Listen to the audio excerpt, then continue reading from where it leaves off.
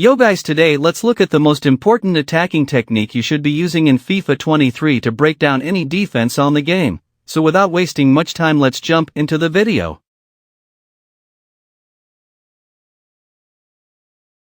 Player triggering is used by many good players, and I see some who struggle to build up, and I notice something missing in their playstyle, because they don't control off-ball players. So let's first look at the different ways to control off-ball players.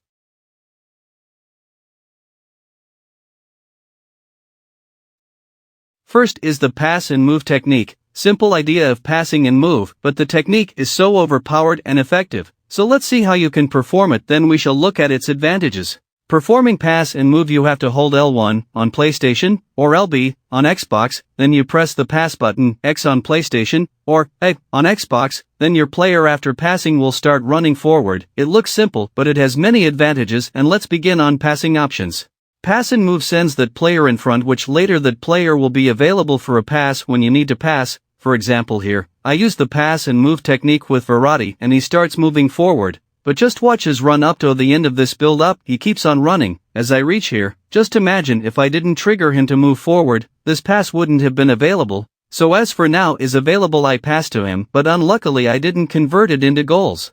Then 2 is to create that pro multi options, where you choose the perfect pass if the opponent marks one. For example here, I send Sterling forward using pass and move. Here I know my opponent will try and mark him, so I perform the stepovers to drive into the space he's going to leave. So Sterling is running forward and my striker also is automatically running forward. Here I have 3 options, this pass and this pass. Then if the opponent is good and marks them all, still I will have time and space to dribble. So he's marking Sterling, but he also realized this pass, he switched to his center back to mark it. But as you see now, Sterling is free and the opponent switched to cover him, leaving my striker. I pass to my striker and attack his box. Then the third advantage is that when you face weak opponents, they get confused about your running players and forced to drag out defenders out of position. For example here, I use the pass and move with players and they start making forward runs. The opponent tried his best to mark them, but he was not aware about this pass because his mind was fully focused on these runs. So I took the pass and punish him with a goal. Then another example, to explain it perfectly, I use the technique with my players and they start moving forward. So reaching here I perform pass and move with my player Chiesa, he starts running forward for a through pass. First my opponent tried to press my player, but when he realized this run, he attempted to track it, but the mistake was to track it. When you analyze this situation, when I passed to my player, I had to wait Chiesa to run so that I can take a through pass, because he's not on the last line of the defense, the opponent player is near the ball holder.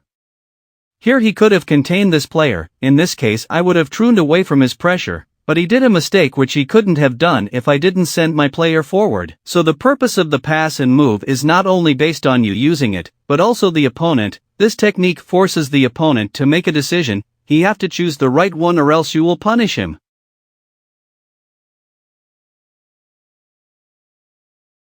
Then we have the L1 trigger. This doesn't need the off player to even touch the ball for him to run forward, you just trigger him in this way. You point the left analog towards the player you want to send forward. Here you have to choose him then after you tap L1 on PlayStation or LB on Xbox, and the player will start running forward. It's not hard as some players think.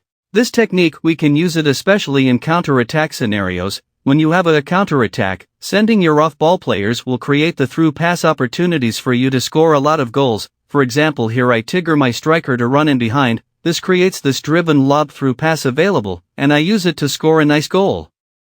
This technique in normal build-up can be used to open up the wing for you. Send your winger forward and see how the opponent reacts. If he's still pressing the holder, just take the through pass, and if he tracks the runner, here you have to hold on the ball, just dribble into the space he's exposing.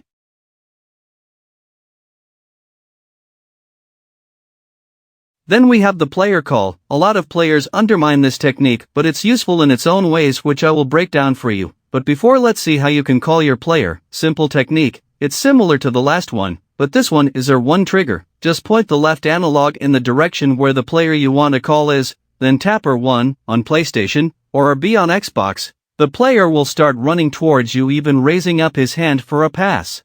So how it can be useful? 1. To create that pass option, especially on the wing. Sometimes you send your winger forward and you realize that you have no passing options. and passing back to the defense is not what you want, and the opponent is good and he start pressing your player. So call this winger back by taping the R1 in his direction, he will come back and create that pass available. Then 2, in pressure situation, the opponent sometimes will pressure you in your half and you have no passing options, calling your nearby player short to come and help you escape the pressure situation. For this example, my opponent pressured me heavily and I decide to call my fullback to escape the situation. Some of you wonder how I managed to see him. I use the tele-broadcast camera and in some angles I can't see some things on the screen, so I use the mini-map here. This is the tool you should also adapt using. I look at the mini-map and call him short, so as you see he runs back and creates that pass available. So that's it guys for today.